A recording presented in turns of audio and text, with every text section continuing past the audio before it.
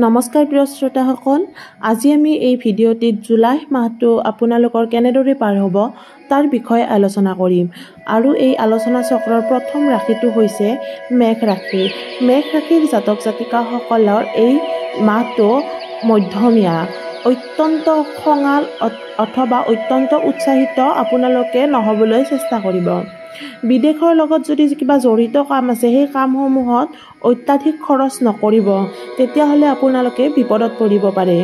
চৰকাৰী কাম কৰাবোৰৰ লোকে যশস্যা পাব। আপোনালোকৰ নাম চাৰিওফালে বিয়পি পৰিব।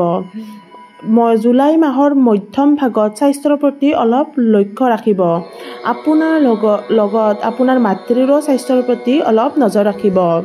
সন্তানেও এই সময়ত নাম কৰিব পাৰিব। বৈবাহিক জীৱনত অলপ অশান্তি হ'ব পাৰে, তাৰ প্ৰতি আপোনালোকে অলপ নজৰ ৰাখিব। আপোনালোকে যিমান পাৰে বৈবাহিক জীৱন সুন্দৰ কৰাৰ প্ৰচেষ্টা আৰম্ভ কৰিব।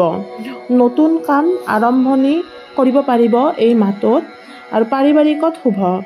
যান বাহনৰ ক্ষেত্ৰত আপোনালোকে অলপ সাৱধান হ'ব। আৰু এই মাহটোত আপোনালোকৰ হঠাৎ ধন প্ৰাপ্তিৰো যোগ দেখিবলৈ পোৱা গৈছে।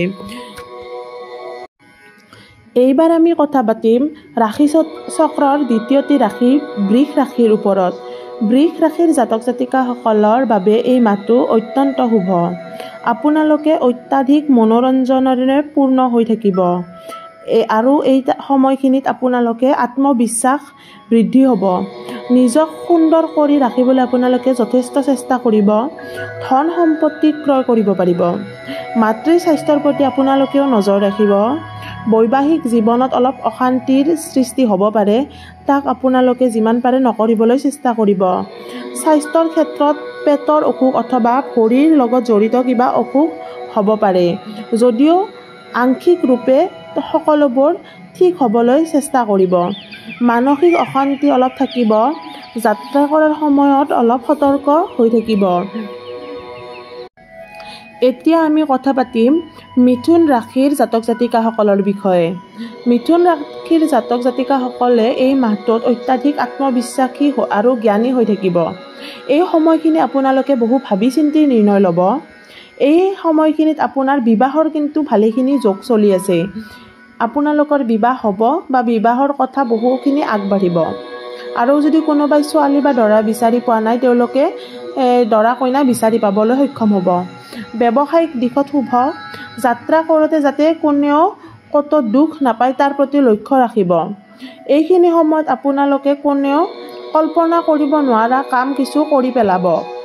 ক্ৰিয়েটিভ ফিল্ডৰ লগত যিসমূহ মানুহ জড়িত হৈ আছে, তেওঁলোক এই সময়খিনিত যথেষ্ট সফল হৈ উঠিব। প্ৰেমৰ ক্ষেত্ৰত শুভ। মানসিক অশান্তিত কিন্তু অলপ ভুগিব পাৰে, তাৰ বাবে যাতে আপোনালোকে মানসিক অশান্তিত নুভুগে তাৰ বাবে আপোনালোকে ভগৱানক অলপ ভক্তি কৰক। সঞ্চিত ধনসমূহ অবাবত খৰচ নকৰিব। যিমান পাৰে পৰিয়ালৰ লগত সময় ব্যয় কৰক। আৰু আপোনালোকে এইটো বছৰ যিহেতু মংগলৰ বছৰ, গতিকে আপোনালোকে হনুমানজীক যিমান পাৰে পূজা কৰক। আৰু পাৰিলে প্ৰতিদিনে হনুমান চালিচা পঢ়িবলৈ চেষ্টা কৰক। আৰু যদিহে ভিডিঅ'টি চাই আপোনালোকে ভাল পালে, তেতিয়াহ'লে লাইক, শ্বেয়াৰ আৰু ছাবস্ক্ৰাইব কৰিবলৈ নাপাহৰিব। ধন্যবাদ।